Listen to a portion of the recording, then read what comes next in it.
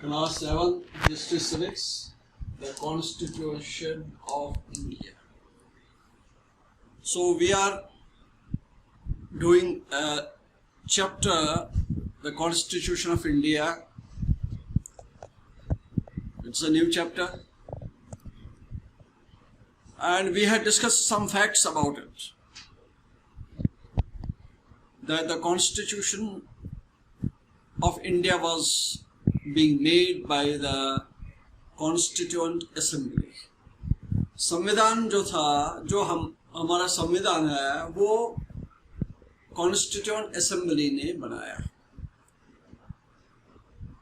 और उसके members elected थे.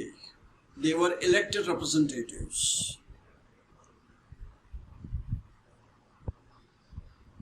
कैबिनेट मिशन प्लान ने प्रपोजल दिया था 16 मई 1946 और उसके अंडर कॉन्स्टिट्यूएंट असेंबली को बनाया गया. इसके मेंबर्स कितने थे? 389 members. There were 389 members in the Constituent Assembly. लेकिन पार्टीशन के बाद इसके मेंबर्स रह गए 308.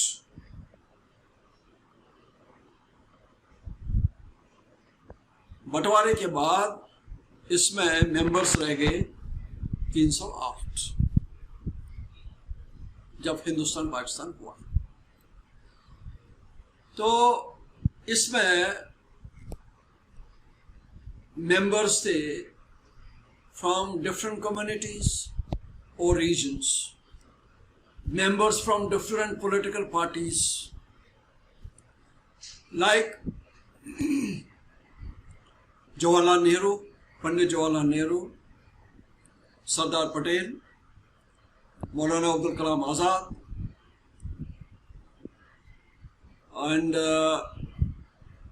there were also women members, Sarojini Naidu, Vijayalakshmi Pandit, and there were also members, 30 members थे scheduled caste. More than 30 members थे. Constituent Assembly में more than 30 members were from scheduled caste. And from the Anglo-Indian community, you had got Frank Antony, or from Parsi community H.P. Modi. तो ये कुछ facts हमने इस chapter के बारे में, इस टॉपिक के बारे में कल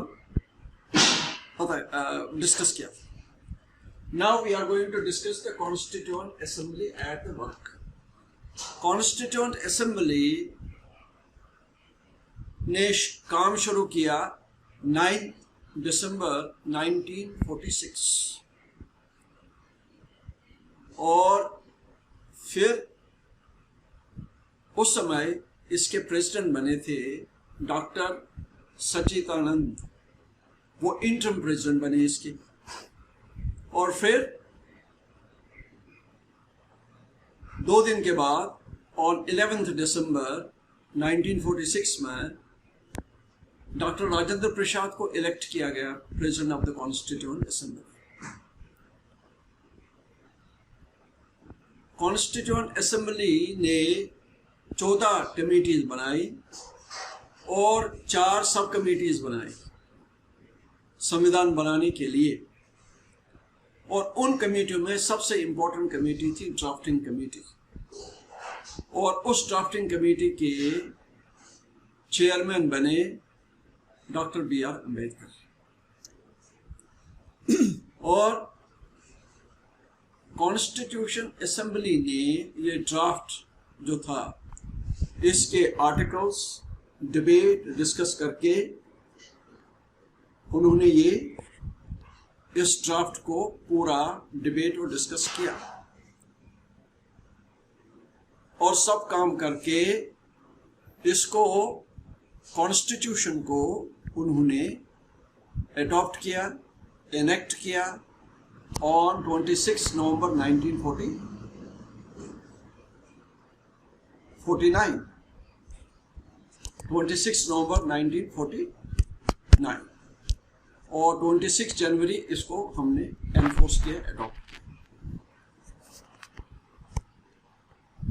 यस स्टूडेंट्स, हमने आपको कहा था कि ये होमवर्क आपको दिखाना चाहिए। कुछ स्टूडेंट्स ने होमवर्क दिखाई, लेकिन बहुत से बच्चे ऐसे हैं जिन्होंने होमवर्क नहीं दिखाया। तो ये एक इम्पॉर्टेंट चीज़ है कि आपको होमवर्क जो दिया गया है उसको आपको करना है, क्योंकि उसी से पता चलेगा कि आपको समझ में आ रहा है या नहीं आ रहा। और अगर समझ में नहीं आ रहा तो आप पूछ सकते हैं, you can raise the question, you can put the question, लेकिन आपको अपना काम तो कंप्लीट करना चाहिए। तो आज मैं अब ज़्यादा वर्क नहीं दे रहा हूं आपको, सिर्फ 2 क्वेश्चंस दे रहा हूं मैं आपको। Do next 2 questions given in the Teno app.